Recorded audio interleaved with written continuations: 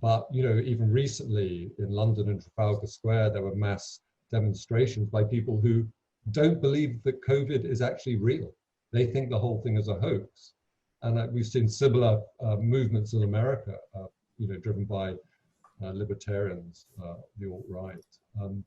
So my worry more is, I agree, it is a social phenomenon as well as a medical phenomenon. I think the difference today is that populations no longer have the same faith or trust in medicine, and they positively reject medicalization. These systems being systematically disadvantaging to minoritized groups in society.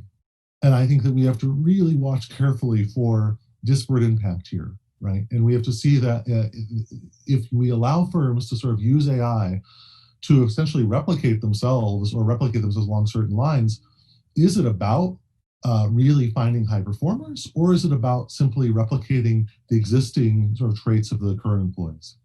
It's not just the big issues that divide us, but really the letter of the law affects every part of our lives. And that's why these women fought so hard, because they knew that you couldn't have a bank account, you couldn't own property, you couldn't, apply for a job. All the women that we see in Congress, we look at the women of the 118th, women couldn't run for office if women couldn't vote.